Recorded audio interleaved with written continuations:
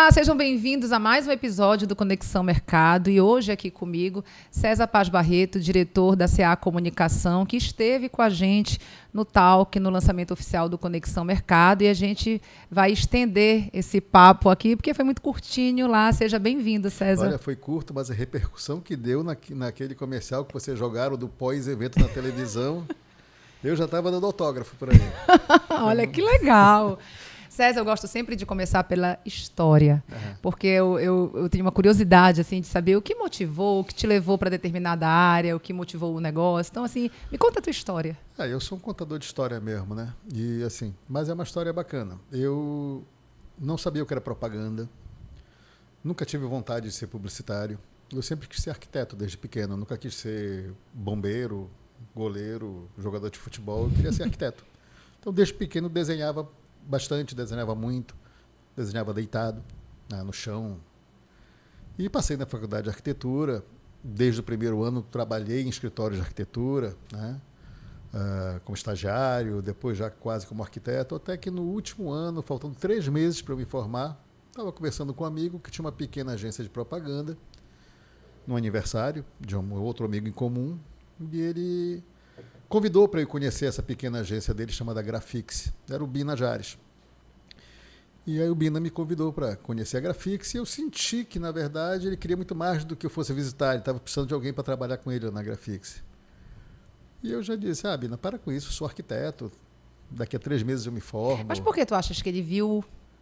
Porque a conversa foi para esse caminho, que o sócio dele só tinha entrado com capital, mas ele estava precisando de alguém para dividir, e perguntou se eu não queria conhecer e tal. E insistiu tanto que eu disse, Bina, eu sou arquiteto, eu não sirvo para isso, não sei nem como passa a propaganda. Isso era um sábado à noite. Quando foi na segunda-feira, ele perturbou tanto que eu disse, tá bom, eu vou te visitar. E fui lá. E quando cheguei lá, fiquei encantado com o que eu vi, pranchetas, canetinhas coloridas, né?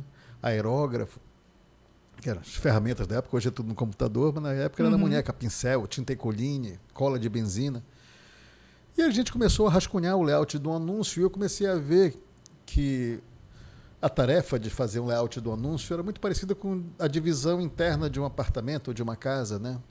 De organizar os espaços, aqui entra o texto, aqui entra a foto e tal. E aí no outro dia eu liguei para ele e disse, posso ir de novo na terça-feira? Ele falou, venha. Na quarta ele disse, quanto é que teu sócio quer na parte dele? Olha, foi atraído ali. Na verdade, eu comecei a ver que o meu grande barato era o processo criativo e não exatamente a arquitetura. Só que eu não tinha conhecimento de outra coisa que não fosse arquitetura, porque nem o curso de propaganda existiu, de comunicação, que basicamente era só jornalismo, que era o mais forte. Comunicação estava iniciando com propaganda ainda, isso meados de anos 80. Né? Eu tinha 21 anos, recém-formado. E aí eu me apaixonei pela propaganda. Né? E a arquitetura, que era o meu grande amor, né? Eu troquei por uma paixão que parecia ser passageira e não foi. E não fui nem pegar meu diploma de arquiteto. Fui pegar 10 anos depois, quando eu assumi um cargo público na prefeitura, na Secretaria de Comunicação, e para ganhar nível superior tinha que ter o diploma. Aí fui pegar meu diploma. Né? E eu nunca me vi com outra profissão que não fosse arquiteto. E de repente nem o diploma eu fiz questão de pegar, de tão envolvido que eu fiquei na propaganda.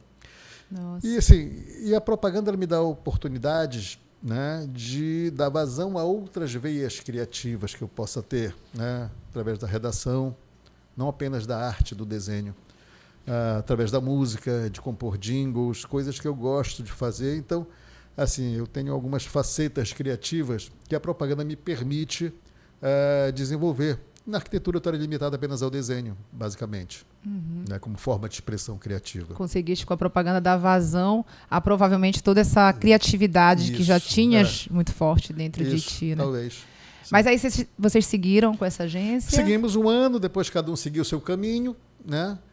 Eu continuei na propaganda por mais uns 2 anos sozinho, né, naquela agência do Eu Sozinho, onde eu era redator, diretor de arte, atendimento. Eu Empresa. Eu Empresa. Até que o meu irmão Denis, que é médico e fazia residência em medicina em São Paulo, ligou e disse, olha, eu não quero mais ser médico, eu estou voltando para Belém. Eu disse, como assim? Ele falou, não, bora abrir uma empresa de computação gráfica para televisão. Aí eu disse, isso que o Hans Donner faz na Globo? Eu consegui uns amigos aqui, né, estão dando corda para a gente. Hoje a gente pode falar, eles vão vender uma cópia pirata de um programa para a gente. Mas quanto isso? Não, tu vendes o teu carro para comprar uma cópia pirata, um disquete de papelão, foi o preço de um Chevette, que era o meu carro na época. E a gente ficou só com um dele, nós dois fomos sócios até no carro. E com a venda do Chevette, a gente comprou um disquete de papelão num programa chamado Topaz Animator, com um computador, um PC 386, enfim. Era um tempo muito rudimentar, mas muito bacana. A gente aprendeu muito, porque aí Imagino. eu saí de agência para virar fornecedor de agência, produtor de computação gráfica, e a gente trabalhou, inclusive, para a TV Liberal. Fizemos as vinhetas do Bom Dia Pará, do JL1, do JL2, seguindo um storyboard que a Globo mandou. E a gente conseguiu fazer aqui, foi aprovado pela Globo. Aí fizemos a TV Mirante de São Luís, quando deixou de ser SBT e virou Globo. Fizemos da TV Cultura aqui em Belém também, a programação visual toda, a abertura de programas, enfim. Era uma época ainda bastante artesanal da computação gráfica, né? Que era quase... A gravação era feita frame a frame. Para renderizar, um frame levava em média 28 minutos, um segundo são 30 frames, aí você vê o tempo que o computador passava ligado.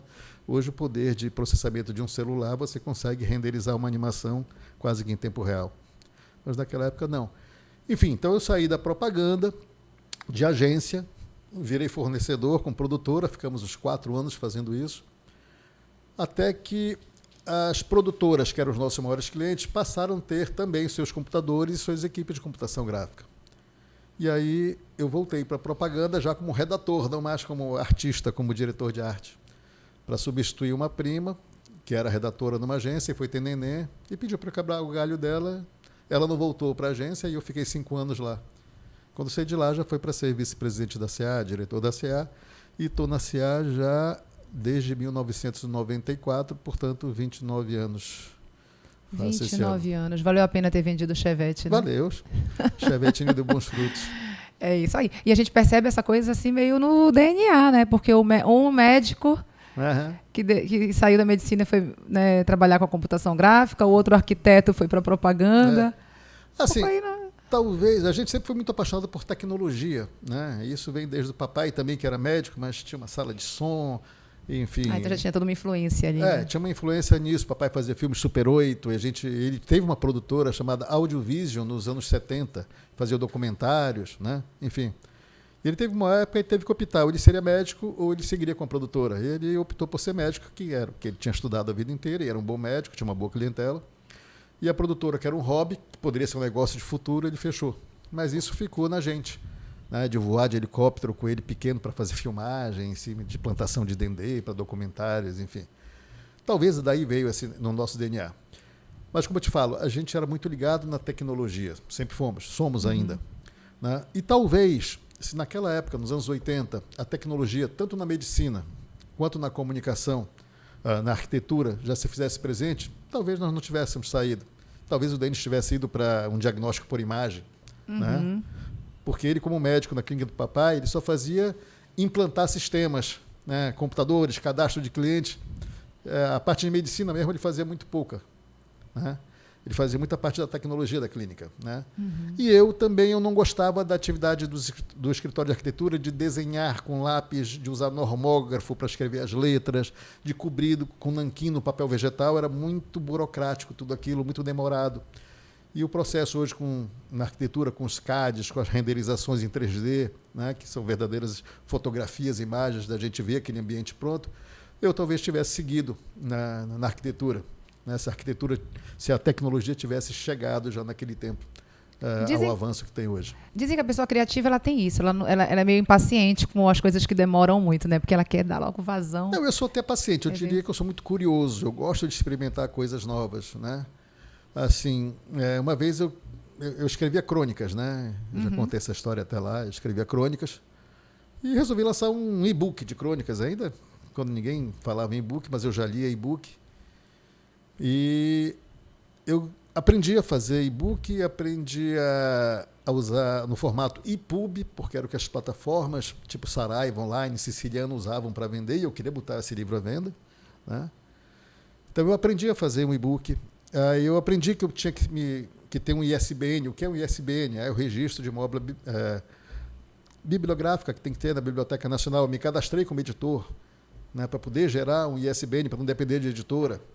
E eu preparei todo o meu livro. Fiz a capa, a arte da capa, fiz a revisão, escrevi, organizei as crônicas. E aí chegou a hora de eu botar para vender. Eu entrei em contato com essas plataformas que estavam também começando. Não existia a Amazon, não tinha chegado no Brasil ainda, então ainda tinha Saraiva, tinha Siciliano e tinha uma outra chamada Publix, né? E a Saraiva disse, olha, infelizmente não vamos poder vender o seu livro porque nós temos uns padrões de qualidade a seguir aqui, né? E a gente trabalha no formato EPUB. Eu disse, mas meu livro está em EPUB. Mas quem fez? Eu disse, eu. Mas nós temos um padrão. Então eu falei, vocês podem avaliar para ver se eu posso ajeitar o padrão, se não, tudo bem, eu mando os originais para vocês no Word, vocês preparam, editam. Quando eu mandei, eles disseram, olha, o seu livro está perfeito, vamos botar à venda. Olha e só. Ficou à venda lá até uns 3 anos atrás, né, esse livro de crônicas, que o nome era A Quem Interessar Possa. Adorei o título. Ficou lá até perder a validade o meu registro do ISBN, e eu não renovei, porque também não escrevi outro livro. Mas, assim, o que eu quero dizer é o seguinte, eu sou muito curioso e vou fundo, eu nunca digo eu não sei, né?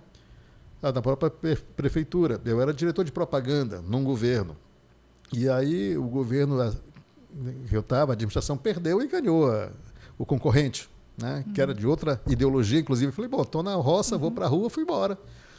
Entreguei o cargo, saí de férias e me chamaram para eu continuar, não mais como diretor de propaganda, mas como diretor de informática. E perguntaram, sabes fazer homepage? Naquela época não era site, era homepage. Aí eu falei, claro que sei. Mentira, nunca tinha feito nenhum.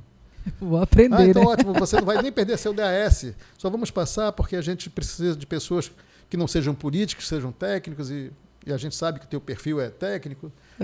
Cara, eu fui aprender a fazer homepage, site, e passei 7 anos cuidando da informática, da comunicação social, né? Enfim. Não ter medo de fazer, não ter medo da tecnologia e bora em frente. É isso. Sabe o que me fizeste lembrar o meu tio? Eu fui para Brasília estudar, eu morei com um tio, irmão da minha mãe, e ele dizia isso para mim, olha, quando te perguntarem, sabe fazer alguma coisa disso, sabe, aí tu dá um jeito, chega aqui à noite, começa a estudar, aprender e tudo, eu já estagiando, e ele falava. Enfim, eu acho que ser curioso é inerente a um publicitário, né? A gente tem que ter curiosidade para poder entender um pouquinho de cada coisa, para poder escrever sobre aquilo. Eu sempre digo, a gente não pode ter preconceito com o que a gente lê. Por exemplo, revista feminina. Eu tinha que ler revista feminina, Cláudia, outras. Por quê? Porque vai chegar uma hora que eu tenho que escrever um produto, uma propaganda de um produto para a mulher. Então eu tenho que saber qual é a linguagem, o que é que elas leem. Então a gente não pode ter preconceito com o que a gente lê, com o que a gente assiste. Então a gente tem que ler de tudo, tem que ver de tudo, para poder escrever para todo mundo. Exatamente. Eu acredito muito também de sair do nosso universo. Né? Não ficar só. Se a gente ficar só na nossa caixinha, a gente não vai conseguir comunicar as nossas ideias para diversos segmentos de público. César, não saiu outro livro, mas continua provavelmente, com certeza, escrevendo crônicas, né? Olha, eu nunca mais escrevi crônicas. Sério? Sério. Assim, desde que a internet ficou chata, eu digo isso, que a gente passou a ser muito policiado, perdeu um pouco da graça. Porque eu escrevia crônicas do dia a dia, né? Assim, se vai cair um satélite, aquilo virava uma crônica, né? Já inventava uma história. Desenvolvi umas teorias absurdas, por exemplo. Né? Tu já perdeste guarda-chuva? Já perdeu guarda-chuva? Conhece alguém que já perdeu guarda-chuva? Acho que sim. Mas já achou guarda-chuva? Então, o que prova a minha teoria é que guarda-chuvas não são guarda-chuvas, são sondas extraterrestres. São antenas parabólicas invertidas que estão captando o conhecimento da humanidade e jogando para os extraterrestres. Olha, tá vendo? Todo mundo ri quando eu falo isso, mas riam de Galileu quando ele dizia que a Terra girava em torno do Sol. E Galileu foi excomungado por causa disso. Então, olha, então eu vou usar essa teoria para Xuxinha de cabelo, né, Ari? Nossa produtora de serve, né? Caneta Bic. Todo mundo perde caneta Bic, mas ninguém acha. Porque a caneta Bic desintegra depois de certo tempo. A humanidade escreve todo o seu conhecimento com caneta Bic. E ela está transmitindo o conhecimento lá para os caras lá de cima. Depois de certo tempo, elas somem. Monta aí uma teoria para Xuxinha de cabelo para eu levar para minha casa, porque eu não sei, eu compro pacotes e pacotes e nunca tem, elas desaparecem. Assim, ela está na cabeça também, então ela está captando todo o conhecimento e transmitindo para os caras lá. Para levar, né? Para eles lá em cima. Essas coisas assim, essas teorias eu vou escrevendo. E aí, antigamente era engraçado. Hoje tem gente que diz que eu sou doido, aí começa aquele cancelamento e tal. E, na verdade, também não é por isso, é porque aí a gente acaba tendo menos tempo para fazer isso. Hoje a gente tem...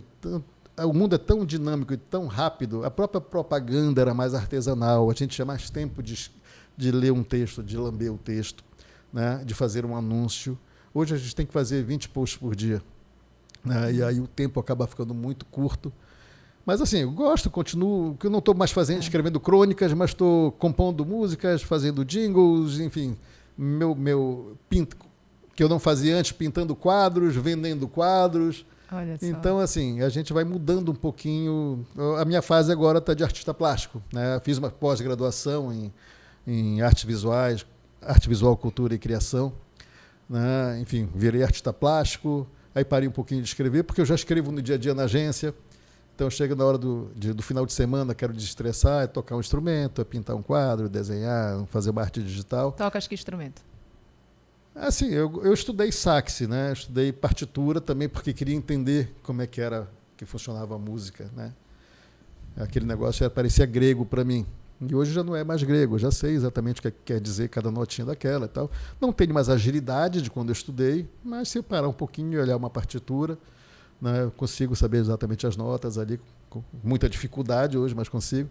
Mas eu estudei sax 4 anos e toco de ouvido violão, guitarra, teclado, porque sou curioso e fico tentando ali até sair alguma coisa e vou vendo hoje no YouTube alguns vídeos, pegando dicas, acordes, enfim, e vai saindo alguma coisinha. Os jingles da agência saem. Olha, mas quero te dizer, que é uma pena a gente não ter uma coletânea aí desses teus, dessas tuas teorias. Acho que seria bem. Sim, eu vou mandar para ti essa crônica que é muito bacana. Essa do guarda-chuva é bem legal, ela deu bem retorno. Mano, eu vou adorar receber. Então, 29 anos à frente ali, né? Ali na CA, é isso? 29, mais 29 alguns anos. Outros. Então, eu entrei na propaganda em 1986. Né? Então, você tem história para contar, e inclusive, assim, para dividir com a gente toda essa mudança pela qual passou e passa a publicidade. Fala um pouquinho como está a publicidade em pleno 2023 e todas essas mudanças que vocês acompanharam ali na CA. Então, assim, não só na CA, né, mas assim no mundo inteiro a gente está vendo. A propaganda, primeiro que ela mudou muito na forma também, além do conteúdo, mudou muito na forma. Eu sou do tempo em que me encantavam os textos longos, aqueles textos que eu era apaixonado, que o Oliveto escrevia, que Nizam escrevia, os conceitos que o Júlio Ribeiro fazia para o Stop, Brastemp, Toshiba, né, Volkswagen. Enfim, hoje não tem mais tempo para isso. Hoje os textos são curtos, a imagem chama mais atenção para poder se destacar. Então eu sinto falta do texto do Oswaldo Mendes, do Pedro Galvão, né, para ficar nos dois meus ídolos regionais aqui, né? O Pedro, meu amigo pessoal hoje. Esteve com a gente já. Oswaldo Mendes vem, né? A gente tem agendado aí, pré-agendado, né? Com o neto dele. Estagiei com ele, aprendi muito na Mendes. Enfim. Então, eu acho que a gente passou por uma mudança também de forma, de conteúdo. E, assim, eu não acho que seja melhor nem pior. É um outro momento, né? E a gente tem que se adaptar ao tempo, isso, né? Tem que se adaptar a isso. A própria mídia hoje deixou, pelo menos para as agências, de ser uma coisa mais importante como era. E sim a consultoria de comunicação, que é o que a gente mais faz hoje. Porque hoje, com as redes sociais, né, os anunciantes se afastaram um pouco da mídia de massa, o que eu acho ruim também, porque são coisas diferentes, são ferramentas diferentes. Mas ainda estão no momento de experimentação. E eu acho que daqui a pouco vão voltar e saber dosar as duas coisas. Que uma vende, a outra engaja, forma relacionamento, mas já vende menos. Se você precisa desovar um estoque numa concessionária e vender 200 carros, você tem que ir para a mídia de massa. Se você tem que vender 20 mil metros quadrados de piso, você tem que ir para a mídia de massa. Agora, se você quer formar a tua marca, estabelecer um contato com o teu consumidor, e aí é muito relevante o engajamento nas redes sociais. Então, eu acho que cada coisa é uma coisa. Né? E eu acho que devagarzinho a gente está voltando de novo a acreditar num jornal, como mídia, numa televisão. E foi aquilo que eu falei, né, naquele evento lá. Tanto prova que os grandes anunciantes de televisão hoje são as plataformas digitais. Exatamente. iFood, Amazon, Uber, Nubank está patrocinando Netflix, o Jornal Nacional, Netflix, enfim. A própria Globoplay, né, é quem mais anuncia hoje dentro da Globo. Né, enfim. Então eu acho que isso tudo vai se misturar numa grande salada. E a propaganda vai continuar sendo importante, as agências vão continuar sendo relevantes para formar conceito, para formar marca. A gente está num momento de entre safra, assim, de saber para onde vai. É importante a gente estar indo junto. Né? E as gerações aprendendo uma com a outra, né? A gente está vivendo essa era transgeracional e eu acredito que ali dentro da CA Comunicação vocês vão ter esse mix, né, de gerações que ajuda bastante, né? Temos, e assim, e a gente acredita muito no talento dessa galera mais jovem. Tem muita gente que entrou como estagiário na agência e continua lá até hoje, né? E a gente está sempre aberto. Eu sempre digo, se a pessoa é competente, é boa e a gente enxerga que vai nos ajudar ali na frente, para mim não importa a idade nem a experiência, né? Exatamente. Tem alguns funcionários hoje lá, alguns colaboradores nossos que até ano passado eram estagiários e a gente não quis perdê-los, né?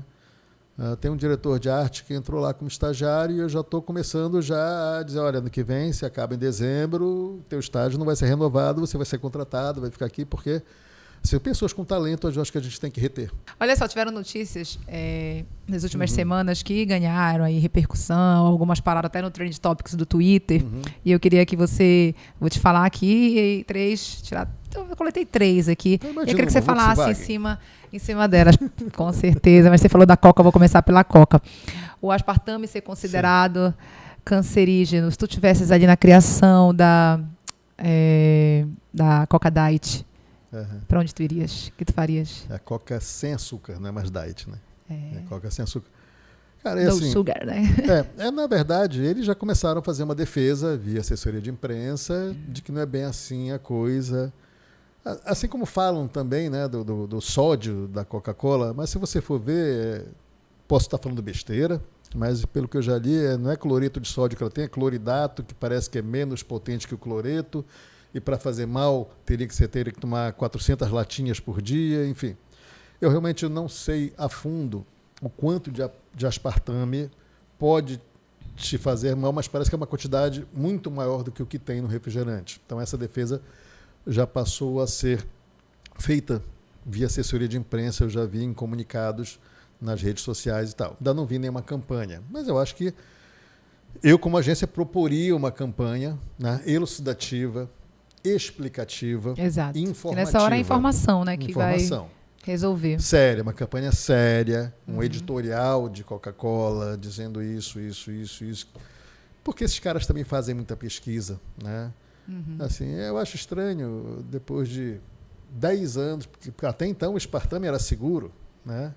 Então podia usar o aspartame no refrigerante porque ele era seguro e os outros não eram. Agora, de repente, não é mais seguro. Mas eu acho que tem a ver com dosagem, com quantidade, que tudo em excesso faz mal. Até água em excesso faz mal. Tu és adepto do tal surfar na onda, por exemplo? Está tendo toda uma repercussão muito forte, o movimento Barbiecore, né, que chama, em torno de um filme, de uma boneca, sendo o mais esperado de 2023. Eu realmente estou louca para assistir. Isso faz parte da indústria do entretenimento. Não, eu digo assim, de surfar na onda. Por exemplo, o Burger King lançou o Pink Burger. Assim, eu sou a favor, sempre. Eu acho que a gente tem que oferecer para os nossos clientes essas ondas, ver que essas ondas estão vindo, né? E não deixar essa marola passar. De alguma forma, a gente puder apostar nisso. A gente tem clientes de shopping center que já estamos começando a preparar alguma coisa para eles, depende do segmento. Claro, uma construtora mais séria não vai entrar nessa onda, mas um shopping center, por que não? Né? Sim, a gente esses trends, essas tendências, a gente sempre está olhando e sempre que pode a gente segue. Tá vendo, gente? Provavelmente ele falava tendências, mas aí ele trabalhando com a geração Z, ele fala trends. Assim, eu fico aprendendo lá com a minha Pietra. Né? Eu também tenho uma. Que já acha a gente, não sei se é a tua, mas a minha já acha assim, às vezes eu falo alguma coisa, ela faz aquele olhar assim, ai mãe, tão cringe, tão antigo, tão, sabe? Tipo, como assim? Não, ninguém mais está falando esse... É muito rápido, é muito doido dinâmico, isso, assim. Né? Eles são de um outro momento de vida, e eu lembro disso, a minha Pietra é bem mais velha que a tua, a minha está com 27. Mas quando eu tinha uns 12 anos, eu fui jogar um papel pela janela numa estrada indo para Salinas. Foi um escândalo dentro do carro, porque eu não podia sujar, poluir meio ambiente. Não papel, podia mesmo, né? Mas era um papel de bala, de chiclete, que a gente fazia isso. Depois ele nunca mais fez isso, então a gente também aprende com eles. É uma outra consciência. E aí eu vou dividir contigo, foi inclusive tema do meu artigo nas últimas semanas. É porque, assim, eu fiquei do lado dos emocionados, confesso, né? Que olhou a campanha, Fiquei emocionada. Pois é, mas a gente teve aí o lado que Sim, também, né, sim. com seus argumentos precisos, e a gente super entende, né, o lado de quem apontou a incongruência na campanha, por ser uma marca com relação lá com o nazismo. Como tu enxergas tudo isso? Queria que tu comentasse um pouquinho dessa campanha. Que, por sinal, o Neto soltou Olha aqui. aí. Na verdade, eu sou muito a favor da emoção. Eu acho que propaganda é uma coisa. A propaganda tem o objetivo principal de emocionar, né?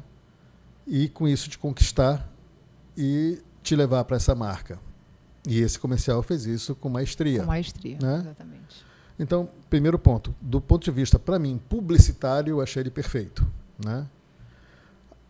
Não vou entrar no mérito se a música do Belchior, o contexto está apropriado, né, ou não, mas ela entrou redonda aí na história. Se você, se você não pode, eu li um artigo que você não pode, até do Pedro Doria, né, fantástico, tá no YouTube. Você não pode querer, nos dias de hoje, usar, vamos dizer, argumentos de 50 anos atrás, né? Aquele argumento era válido há 50 anos atrás. Hoje não seria tão válido assim, né? Quem garante que a Elis hoje não estaria apoiando a Volkswagen, que é uma grande empresa que gera... Enfim, se os filhos dela autorizaram, e ela tem 3 filhos, quem sou eu para desautorizar a usar a imagem dela? Claro que tem um componente ético nessa história, né? Que está sendo discutido, de trazer pessoas mortas à vida. Ela não foi trazida à vida, ela foi inserida num comercial através de computação gráfica, como Hollywood faz isso o tempo inteiro, né? Te assusta a inteligência artificial? Assusta a irresponsabilidade de uso que podem fazer dela. Mas eu já tenho usado ela para fazer alguma coisa, tenho usado para fazer minhas artes, tenho pego algum auxílio de texto, por que não? Ela está aí para ser usada. Mas eu falo assim, do ponto de vista ético mesmo, como você estava falando, se te assusta, no caso dessa propaganda, a imagem de alguém que faleceu, ou como eu já vi, que estão utilizando a voz, reproduzindo a voz, a nossa isso é o voz. mau uso que eu te falo. O mau uso de usar esses deepfakes para o mal. Né? Você pode usar para o bem, como eu acho que essa campanha foi usada para o bem. Né? Tipo, tua filha cantando com a mãe. A única maneira de fazer as duas. Isso é através da inteligência artificial ou da computação gráfica, né, que seja. E garanto que a Maria Rita adorou essa experiência. Né? Sem dúvida. E garanto quem sou eu para garantir. Né? Acho que a Elis também gostaria de cantar. Suponho que ela gostaria de cantar com a filha, que ficaria feliz desse encontro. Agora, trouxeram a Elis de volta à vida? Não, a Elis não reviveu. É uma imagem dela, né, artificial, que está ali, cantando através de deepfake. Ela continua mortinha da Silva. Né? Assim, o medo que eu tenho da inteligência artificial é que ele pode ser usado, por exemplo, ali foi assumido que ela não existe, que ela está morta, todo mundo sabe. Agora, você pegar um político, modificar o que ele está falando e levar as pessoas a crerem que aquilo que ele falou ali é verdadeiro. Então, isso eu não acho correto, não acho ético. Agora, isso que foi feito, que a UMAP BBDO fez nesse comercial, para mim, com muita maestria, é aquilo que a gente está cansado de ver em Hollywood, a gente paga para assistir esse tipo de efeito, esse tipo de traquinagem que faz. Né? Assim, o fato da Elis cantar para a Volkswagen, que apoiou a ditadura, é difícil empresas que não tivessem algum relacionamento com governos na época também, porque principalmente empresas grandes, né? Mas quem garante que ela não estaria hoje, que ela não teria fechado com a Volkswagen para gravar isso aí? Ninguém pode garantir. E os filhos dela, que são herdeiros do patrimônio dela, toparam, aceitaram. Não sou eu que vou dizer que eles estão errados, nem que ela está errada. Então, assim, eu acho que do ponto de vista da propaganda, achei perfeito. Do ponto de vista ético, de trazer de volta alguém à vida, eu não enxerguei isso nesse comercial. Para mim, continuou sendo uma trucagem ali. Do ponto de vista do cancelamento, porque a Volkswagen era uma empresa que apoiou a ditadura e a Elis Regina era contra, não sei o que. 50 anos atrás era essa a realidade. Será que a realidade seria hoje? Seria a mesma hoje? Não sei. Ela não está aqui para dizer. E nem sou eu que vou julgar os herdeiros dela por isso. E aí, continuando aqui no nosso papo de inteligência artificial, tu utilizas o ChatGPT? Utilizo, assim, já utilizei, né? como experiência e também já profissionalmente, sim, como brainstorm, né? Faço algumas perguntas para ele me responder, trabalho aquele texto, né? E aí, assim, eu não vejo isso como um demérito ao trabalho do redator. Eu acho que é uma ferramenta a mais de pesquisa porque nada mais é do que um Google mais arrumado. O redator pesquisa no Google as informações que ele quer, né? Só que ele não te dava arrumado em forma de texto. Né? Hoje te dá em forma de texto. E você vai usar se você quiser ou não. Eu prefiro pegar aquilo como um briefing e daí construir a minha história em cima. Né? Tenho usado muito pouco, mas tenho na parte de texto. Tenho usado mais na parte de arte. E aí tem uma coisa ética também. Né? Eu posso até mostrar e te mandar depois. Assim, eu uso uma plataforma, estou testando uma plataforma chamada Leonardo, né? Em homenagem a Leonardo da Vinci, leonardo.ai. E um dia desse eu fiz uma experiência. Você dá os comandos, né?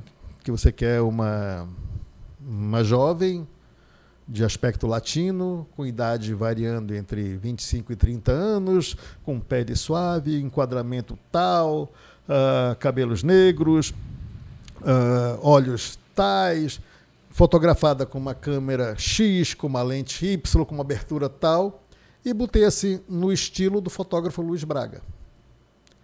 E ela me deu um modelo que não existe, né?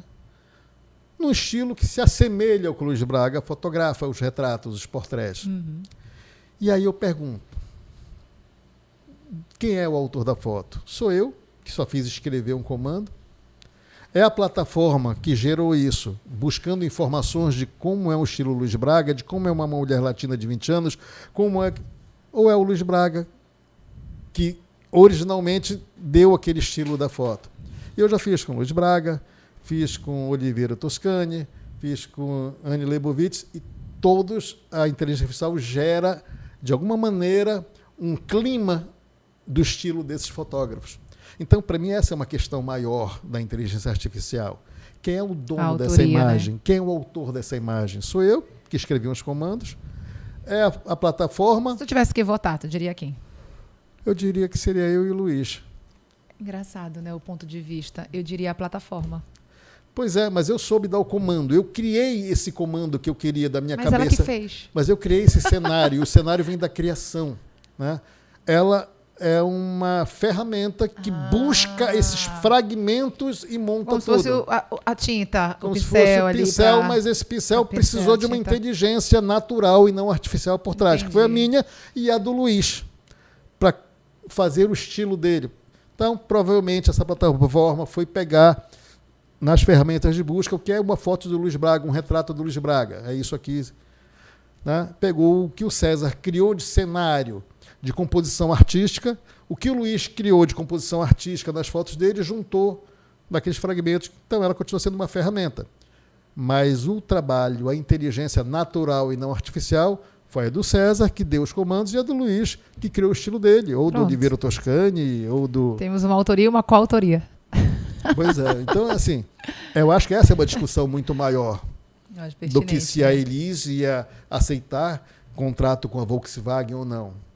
Então, eu acho que a gente tem coisas maiores para discutir sobre a inteligência artificial, principalmente sobre isso, direitos autorais.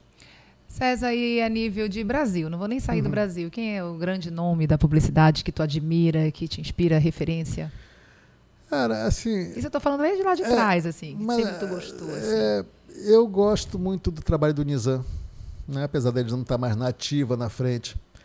Mas tem a galera da como é o nome dele?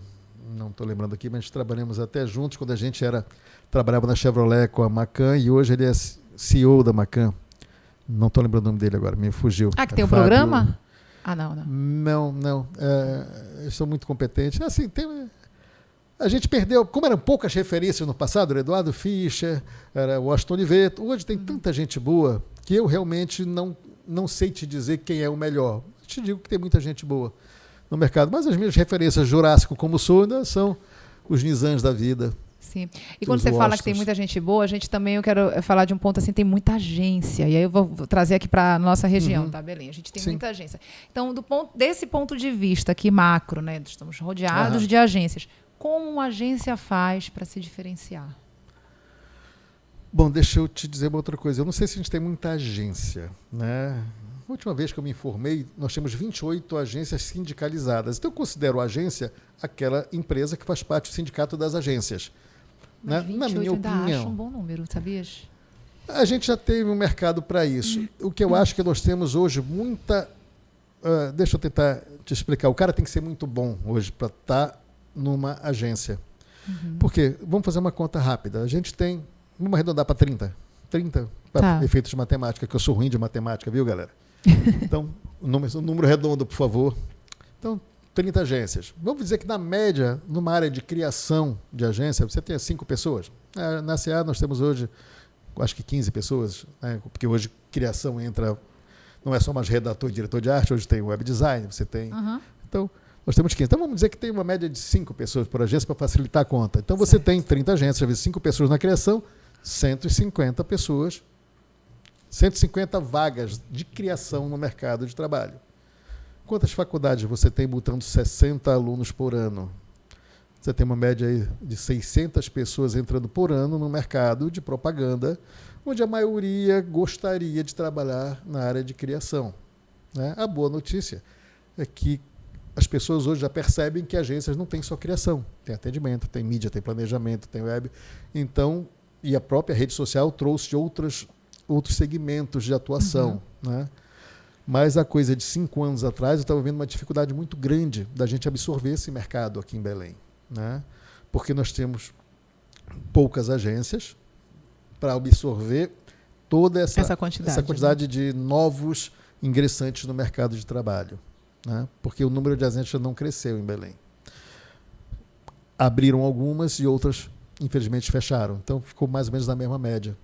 E a gente tem um mercado, todo ano, as universidades e faculdades jogando 60 pessoas formadas por ano, em média. Né? Então, isso me preocupa um pouco. Entendi. Mas como a CA se diferencia?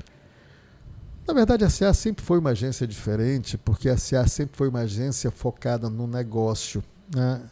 A minha primeira agência não deu certo porque eu sou cara de criação. E o cara de criação quer veículo pronto. Ele não quer saber quanto custa, quanto a parte financeira. A CA, o Guto, que fundou a CA e é o presidente da CA, é um cara focado no negócio, no business, nos números, em produtividade, lucratividade, rentabilidade. E a CA sempre foi tratada realmente como uma empresa e não como uma agência, assim, não só focada na criação, mas sim no negócio. Né? E a gente acabou combinando bem, dosando bem a criação com o negócio. Então, a CA é muito forte no atendimento, no planejamento. Né? É tipo assim, ó, vocês estão livres aqui para criar porque tem alguém aqui porque comandando, administrando suporte bem, aqui tem um por trás, exatamente. Uma equipe, e o Guto é diretor de atendimento também. Então, a CA ela tem 4 diretorias distintas. Tem o Guto, que ela é de presidente, é diretor de atendimento. Tem a Marta, que é diretora de operações, que cuida de todo o meio de campo, fluxo de orçamentos, também atendimento, enfim. Tem a Beth, que é diretora de conteúdo não mídia, e o César, diretor de conteúdo de propaganda. Então, a gente tem 4 diretorias, nós temos estruturas bem sólidas e montadas. Né? E temos assim uma visão de futuro que veio dessa experiência, tanto minha de ser produtora, de trabalhar com a tecnologia, de olhar para onde está indo o caminho, como o Guto também, que é uma pessoa, e apesar de nós sermos os mais velhos da agência, hoje já na faixa dos 60 anos chegando, a gente consegue lidar muito bem com essa nova geração que está entrando lá. Né? Então, a gente consegue ser uma agência assim, antiga, para os padrões do mercado, Sim. mas com uma cara moderna, desde a arquitetura até o relacionamento lá dentro com os funcionários.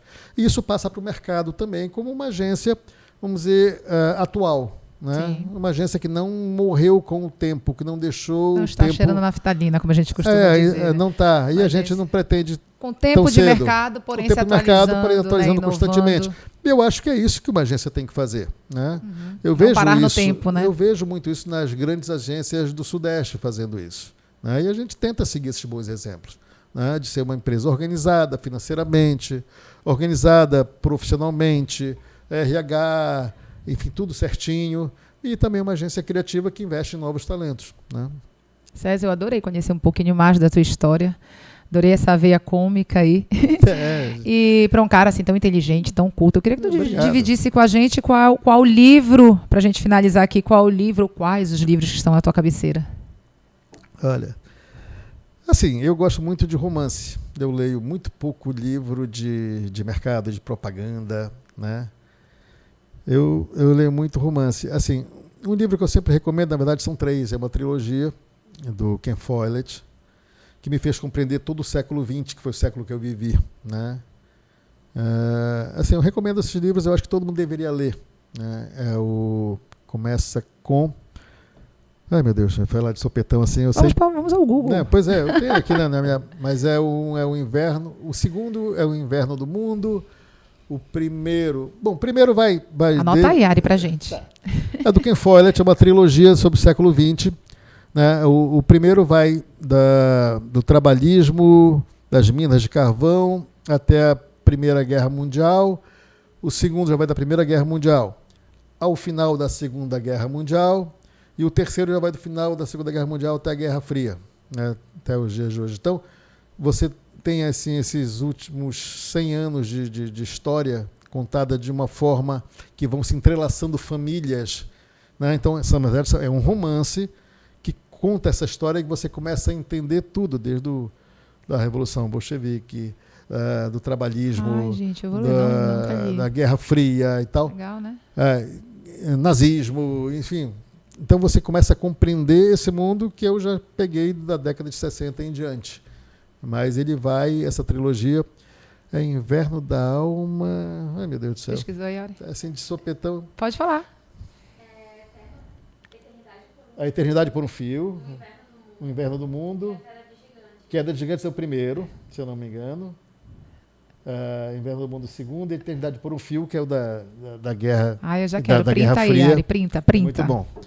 Printar Agora, nesse virou instante, verbo, né? eu estou lendo um livro delicioso chamado Lyon... Eu desligo aqui. É porque eu só leio também em plataformas de leitura, tipo Kindle. Não consigo, tu acreditas? Não, eu já me acostumei. Não eu sempre consigo, li muito e hoje eu não consigo mais ler em papel. É um livro Não acredito. que conta a história de um cara que virou chefe de cozinha por acaso na França, porque ele quis, curiosamente, também provar que ele poderia ser um chefe, um americano ser um chefe num restaurante francês. Olha. Então, e é muito gostoso para quem gosta de cozinhar, como eu gosto, porque tem receitas, tem história, né? Tem vinhos, tem coisas bacanas dos prazeres da vida. Legal. Lyon... Tem alguma coisa de Lyon. Eu sou péssimo para memória para nome de livro e tal, mas é o que eu estou lendo no momento. E como eu não ando com o livro na capa, eu esqueço o nome dele, vou lendo as histórias, porque você abre já na página que está ali, não vejo a capa o tempo todo. Mas alguma coisa a ver com Lyon.